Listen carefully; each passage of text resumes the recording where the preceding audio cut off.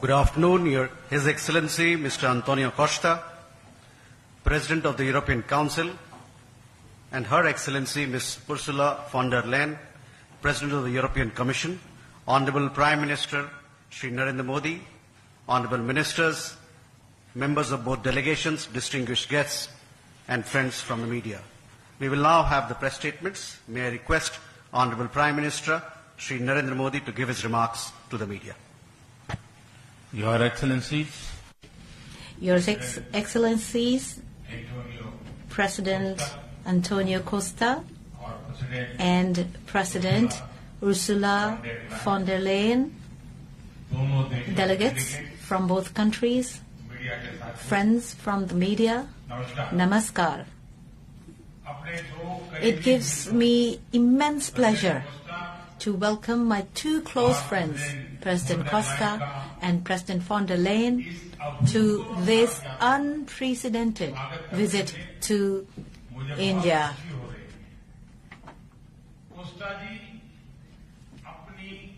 President Costa is known for his simple lifestyle and his affection for the people, and that is why he is often known as the Gandhi of Lisbon.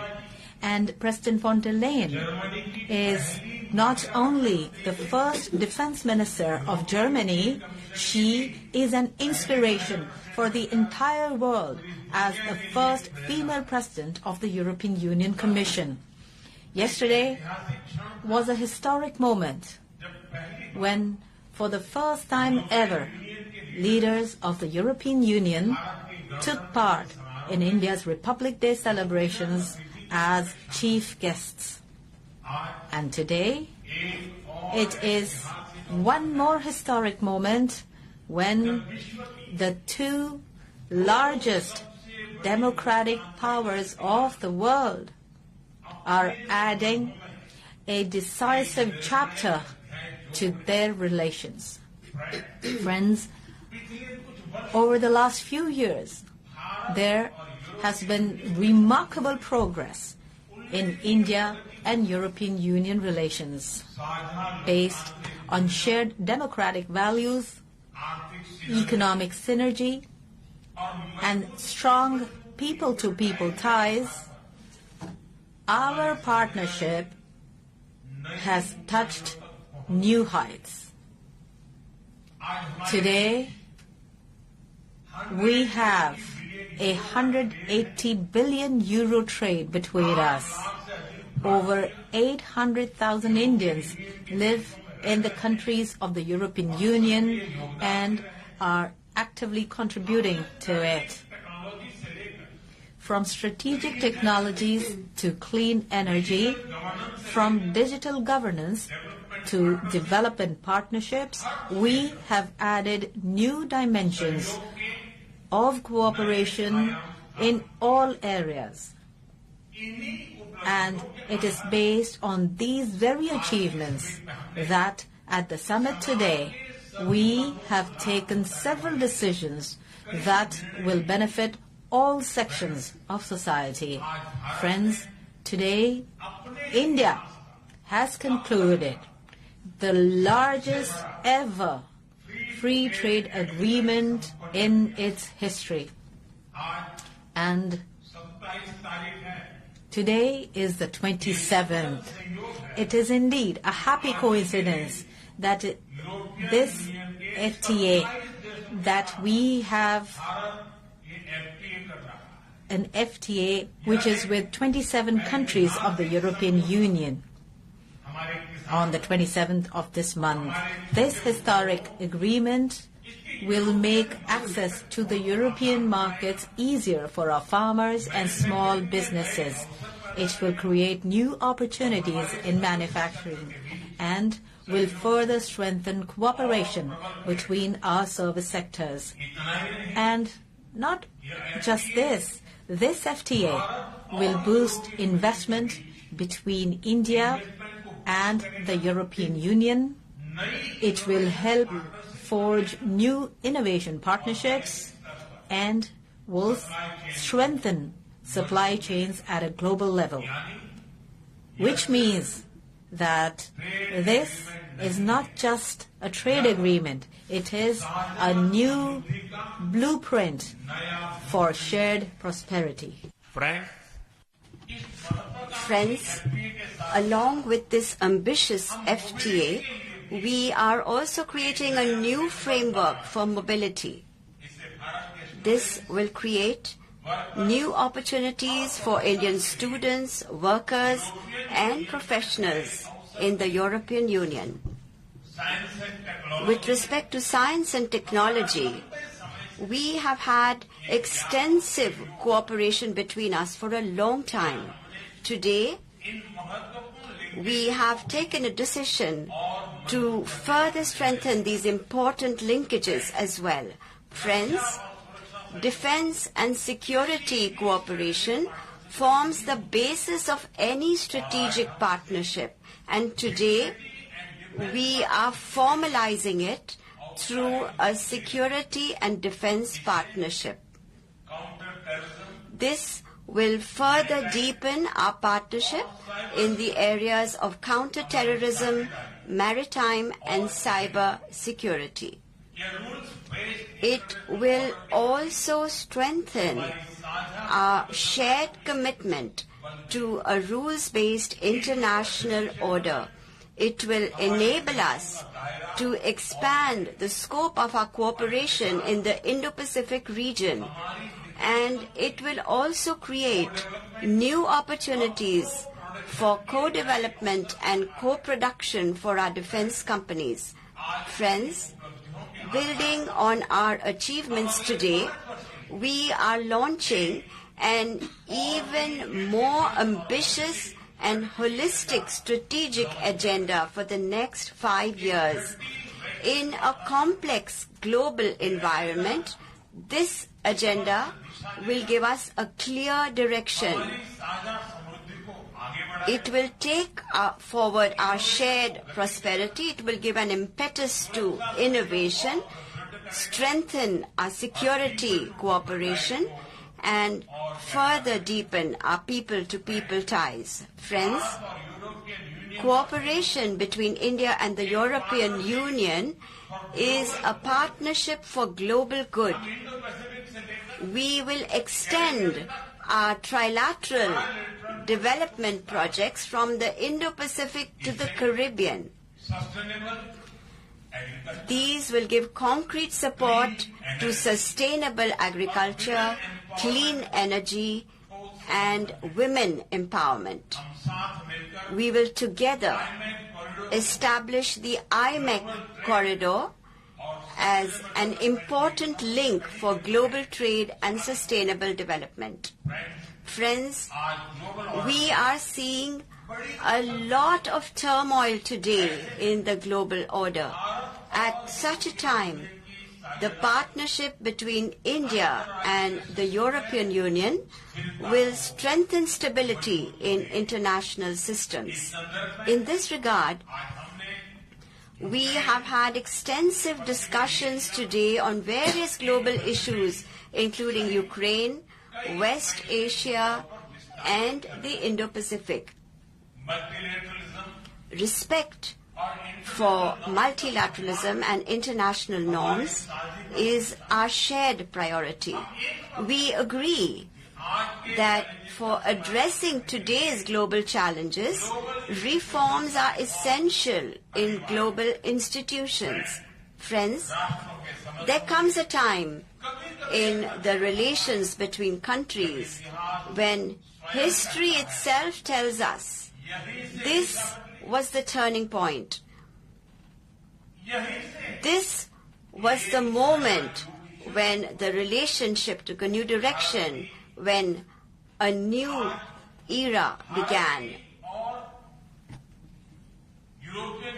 Today's historic summit marks that turning point in the relations between India and the European Union. I convey my grateful thanks to you once again, President Costa and President von der Leyen, for this unprecedented visit, for your friendship towards India, and for your commitment to our shared future.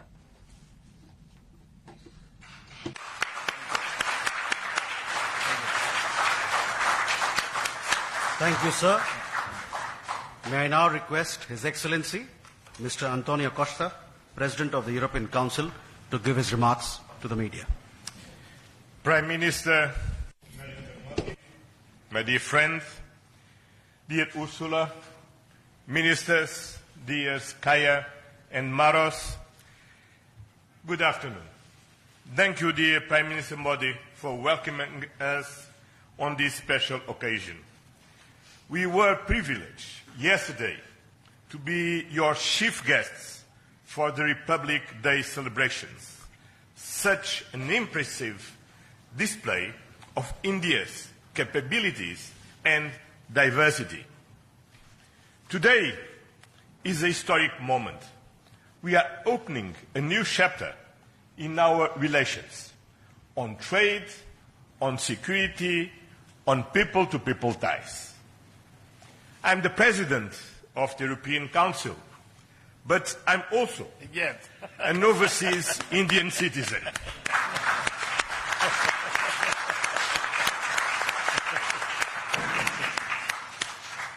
Then, as you can imagine, for me, it has a special meaning. I'm very proud of my roots in Goa, where my father's family came from. And the connection between Europe and India is something personal to me. Also because we conclude today our trade negotiations. We relaunched at the latest meeting that I had the pleasure to host in May 2021 in my previous capacity. Our summit sends a clear message to the world.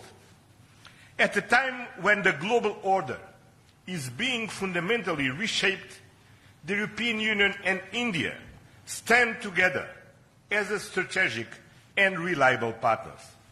Today, we are taking our partnership to the next level. As the two largest democracies in the world, we are working hand in hand to deliver concrete benefits for our citizens and to shape a resilient global order that underpins peace and stability, economic growth, and sustainable development. I would like to share three messages. First, the European Union and India must work together towards our shared prosperity and security.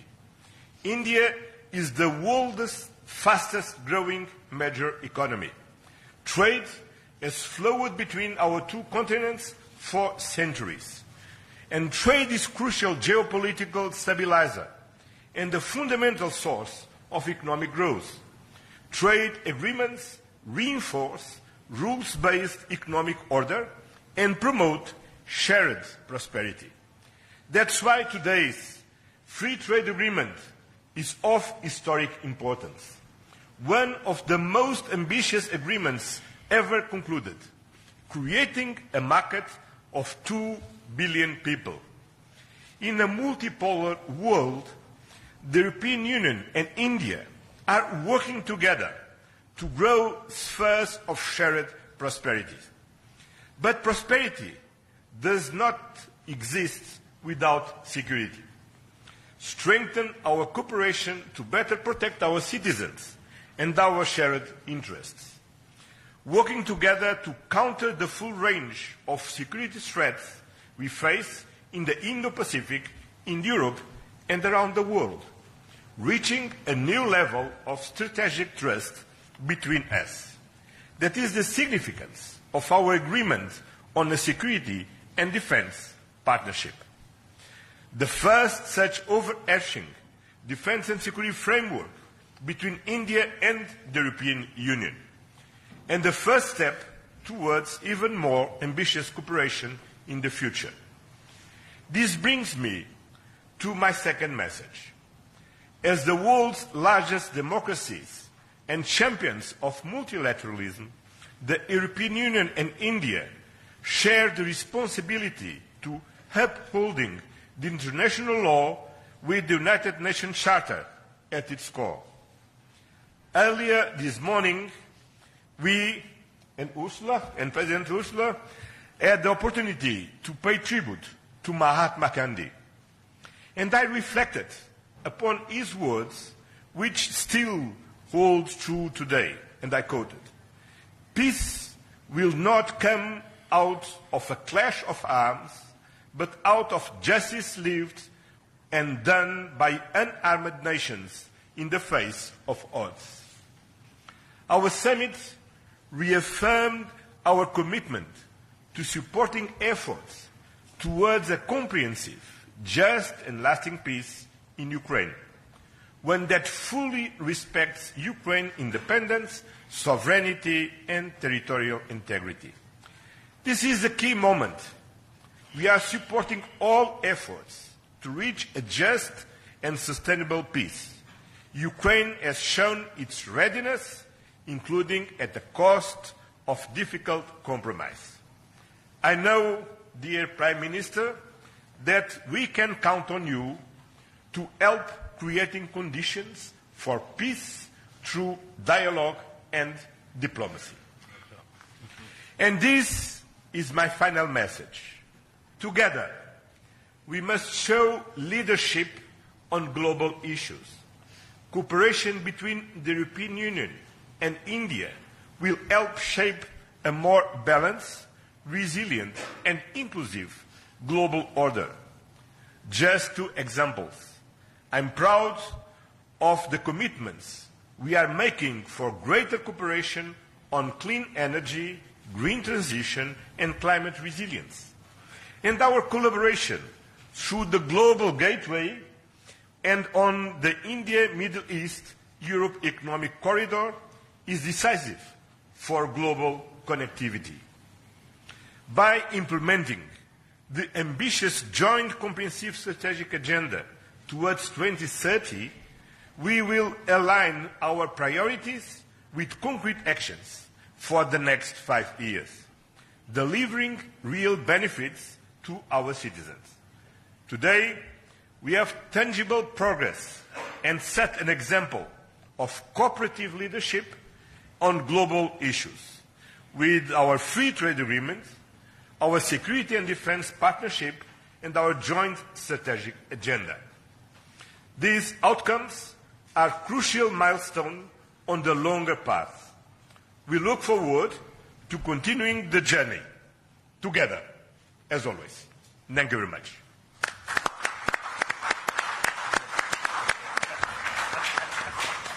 Thank you, sir.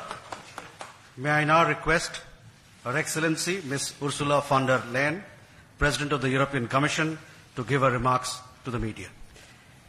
Dear Prime Minister Modi, distinguished friend, Antonio, my friend, ministers, especially Shankar and Guyal, Vice President Kallas, Commissioner Šefčovič, Excellencies, friends, thank you very much for the exceptional hospitality we experienced. It was such an honor for us to be your chief guests at the Republic Day yesterday. This is a memory I will carry for a lifetime, because the sense of communion was so powerful. People filled the streets united in pride and joy of belonging to the Indian nation, and rightfully so. India has risen, and Europe is truly glad about it, because when India succeeds, the world is more stable, more prosperous, and more secure, and we all benefit. Prime Minister Modi, dear friend, 1 year ago the full College of Commissioners came to India. You mentioned it. And this is also a very special memory for me. It showed the seriousness of our intent and the strength of our commitment. Today we reap the fruits of that commitment with our historic summit. And let me start with trade. Prime Minister, distinguished friend, we did it. we delivered the mother of all deals. We are creating a market of 2 billion people, and this is the tale of two giants, the world's second and fourth largest economies, two giants who choose partnership in a true win-win fashion. A strong message that cooperation is the best answer to global challenges. This trade will integrate further our supply chain and strengthen our joint manufacturing power. It will cut up to 4 billion euros in annual tariffs for exporters of all sizes. And it will create good jobs for millions of workers here in India and in Europe. At the same time, this agreement will build on the natural complementarity of our economies. It brings together Indian skills, services and scale with Europe's technology, capital and innovation. It will create levels of growth that neither side can achieve alone. And by combining these strengths, we reduce strategic dependencies at a time when trade is increasingly weaponized. We will discuss this and more at our first EU-India Business Forum later today. I want to offer a special word of thanks to the people who worked so hard to make this day a reality. Starting with the European Union's Trade Commissioner Maroš Šefčovič and his counterpart, India's Commerce Minister Piyush Goyal. You have done an outstanding work. This is historic, and it would not have been possible without you.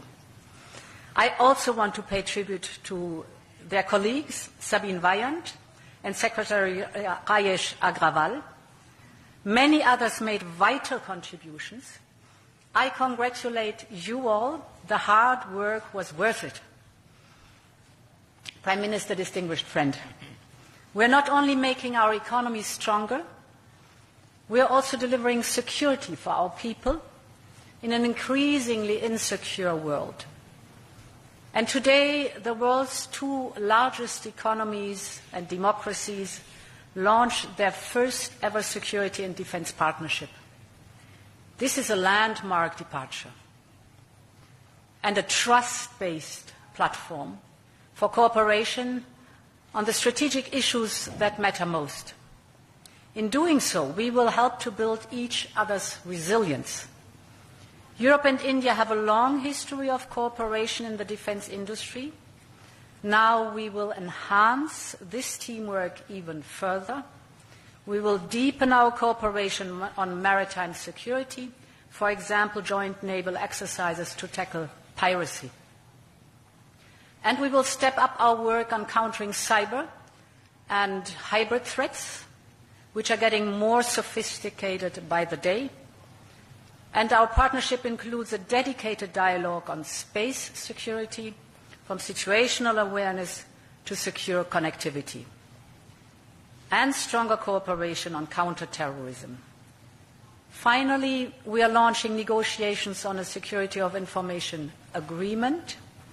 Europe and India have chosen to be reliable partners to one another, and this is how we demonstrate the trust we share. Prime Minister Modi, distinguished friend, I want to turn to innovation, because here too we share core values. The freedom of research and science is paramount for us. Europe and India will always choose science. We will always choose progress, the way forward. We will always choose technology at the service of our people. It's part of who we are. And our cooperation on human-centric, trustworthy artificial intelligence is one of the best examples. So today I'm glad to announce that we are working on India's association with Horizon Europe, backed by funding firepower of 100 billion euros. Horizon is the world's largest public research program, and I can't wait for our best talents to get to work to advance health, clean energy, frontier technologies, just to name some. We will set up EU-India innovation hubs. This will help researchers and startups to collaborate on next-generation technology. And we are also launching the EU-India Startup Partnership to boost co-creation and high-potential ventures. Finally, Prime Minister dear Narendra, we both know our greatest wealth are our people.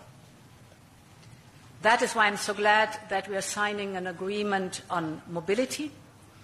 We will facilitate the movement of students, researchers, seasonal and highly skilled workers. And this is also why we are launching the first EU Legal Gateway Office in India.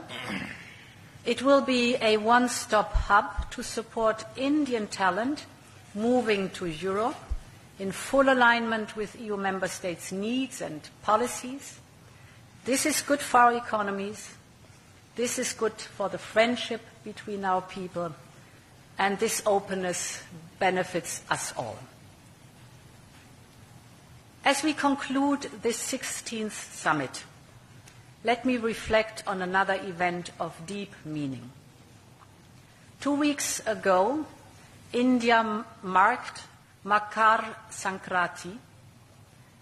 It's the beginning of Uttarayan, the sun's northward journey. From darkness to light, from stillness to growth, from what was to what can be. And that is what makes our summit so unique and timely.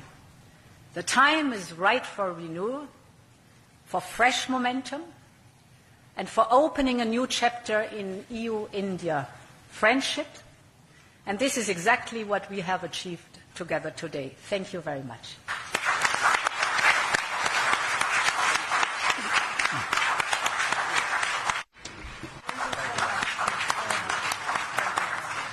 Thank you, Madam. With that, ladies and gentlemen, we conclude the press statements. Thank you very much for your presence.